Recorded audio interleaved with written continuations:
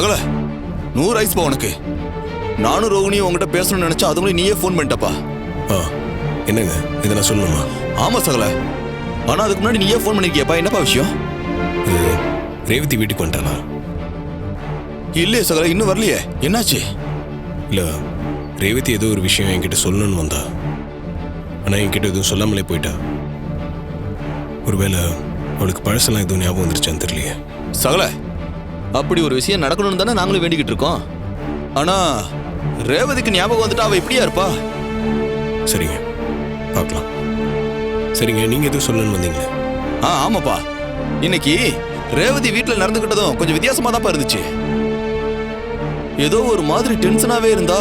ரோகிணி கிட்ட கூட கோவமா பேசிட்டு போனாப்பா. சரிங்க, நீங்க ரேவதி வீட்டுக்கு வந்துட்டா கொஞ்சம் ஃபோன் பண்ணி சொல்லுங்க. சரிப்பா, பண்றேன்.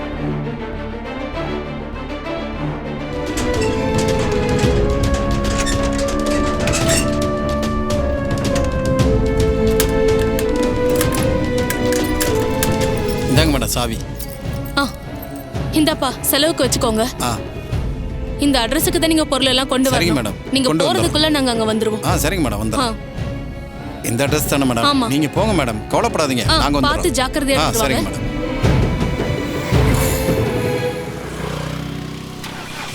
அண்ணா போலாம், வண்டி எடுங்க.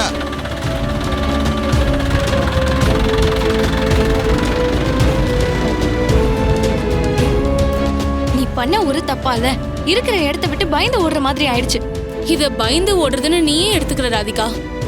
உனக்கும் அங்க வேலைக்கு நிறைய ஹோப் இருக்குன்னு சொன்னல. இப்படி ஏதாவது ஒரு பொய் சொல்லி நம்மள நாமளே சமாதானப்படுத்திக்கிட்டாதான் உண்டு. ராதிகா போதுமா? உன்னோட ப்ரொஃபஷன் என்ன?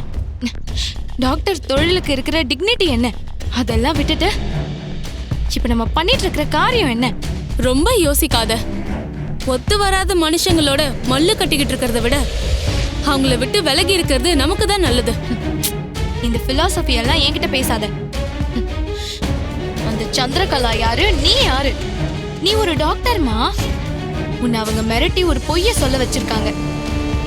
நீ சொன்ன ஒரு பொய்யால இப்போ நமக்கு மட்டும் கஷ்டம் இல்ல, பாவம் அந்த ரேவதியை பத்தி நீ யோசிச்சியா?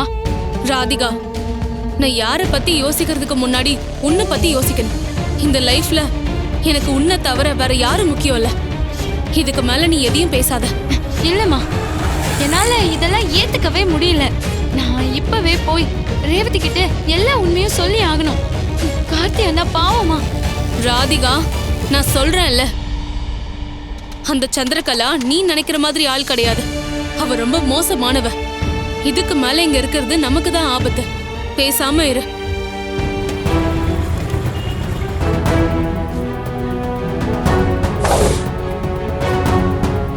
என்ன டாக்டர் வீடு பூட்டி இருக்கு?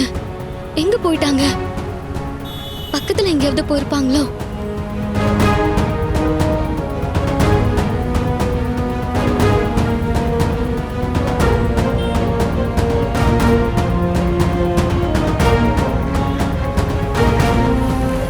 அக்கா, ஒரு நிமிஷம். டாக்டர் மேடம் வெளியே போயிருக்காங்களா? இல்லம்மா, அவங்க இப்பதான் வீட காலி பண்ணிட்டு போறாங்க.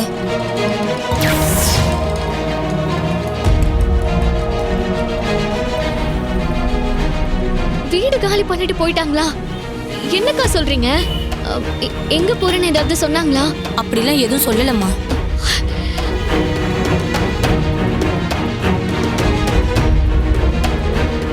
அக்கா, அவங்க கிளம்பி எவ்வளவு நேரம் இருக்கும்? இப்பதாம்மா வீட்டுல இருக்க ஜாமான் சட்டெல்லாம் எடுத்துட்டு கிளம்புனாங்க. பஸ் ஸ்டாண்டு தான் போயிருப்பாங்க. நீ வேகமா போனா புடிச்சிடலாம். சரிக்கா, ரொம்ப தேங்க்ஸ்.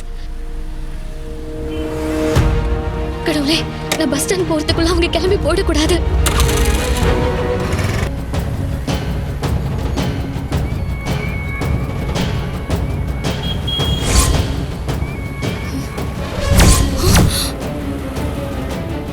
ராதிகா, அங்க பாரு ரேவதி.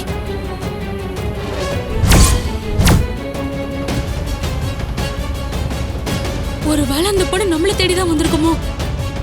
தெரியலம்மா. அம்மா, ரேவதியே நம்மள தேடி வந்திருக்காங்கன்னா இப்பவாவது நடந்த உண்மையெல்லாம் அவங்க கிட்ட சொல்லிடலாம். ராதிகா, மறுபடியும் உளறிட்டு இருக்காத. ஆல்ரெடி நீ பண்ண காரியத்தினால நாம இருக்கிற இடத்த விட்டுட்டு வேற ஊருக்கு போறோம். இதுல நீ ரேவதி கிட்ட நடந்த விஷயத்த சொல்லிட்டேன்னு சந்திரகலாவுக்கு தெரிஞ்சதுன்னு வச்சுக்கோ, நம்மள சும்மாவே விட மாட்டா. அம்மா எனக்கு மனசாட்சி ரொம்ப உறுத்துதுமா. நம்ம பண்றது ரொம்ப தப்பு. நாம ஏமா ஓடணும்? இப்பவாவது ரேவதி கிட்ட எல்லா உண்மையும் சொல்லிட்டு போலாமா ப்ளீஸ்மா? இங்க பாரு ராதிகா, சந்திரகலா எவ்வளவு கொடூரமானவன்னு உனக்கு அவளை பத்தி தெரியாது. நீ அமைதியா இரு.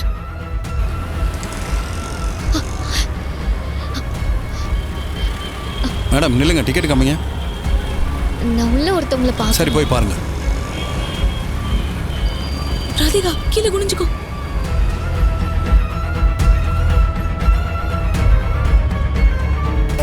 இங்க இருக்கிற எல்லா பஸ்லயும் ஏறி இறங்கியாச்சு. 2 பேரையுமே காணோம்.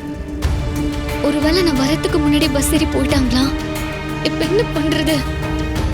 என்னை பத்தின உண்மையை நான் யார்கிட்ட கேட்டு தெரிஞ்சுக்கிறது? ரேவதி,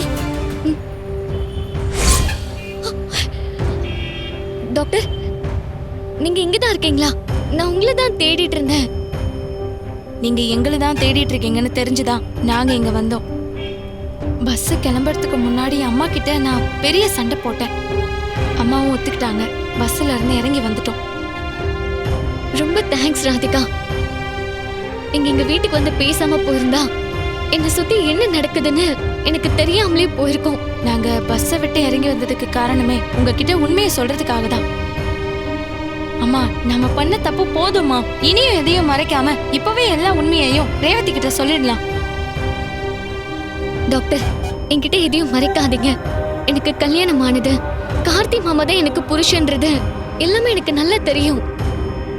ஆனா அன்னைக்கு அந்த ஹாஸ்பிட்டல்ல என்ன நடந்துச்சுன்னு அந்த உண்மையை மட்டும் நீங்க எனக்கு தெளிவா சொல்லுங்க ப்ளீஸ் டாக்டர்.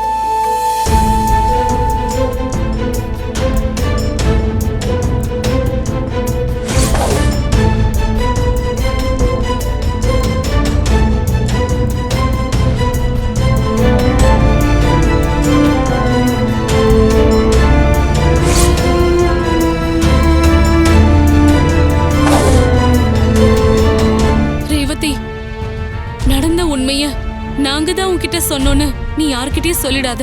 அப்படி நீ சொன்னீன்னா எனக்கும் என் பொண்ணுக்கும் தான் ஆபத்து வரும். கவலைப்படாதீங்க டாக்டர். இந்த விஷயம் என்ன தவிர எப்பவுமே வெளியே போகாது. நீங்க தைரியமா இருங்க. கோயம்புத்தூர் வண்டி கிளம்ப போகுது, வாங்க. சரி ரேவதி, அப்ப நாங்க கிளம்புறோம். ரொம்ப thanks doctor. Thanks Radhika. Revathi, நீங்களும் அண்ணனும் திரும்ப சேர போறதுல எனக்கு ரொம்ப சந்தோஷம். நாங்க கிளம்புறோம். சரி.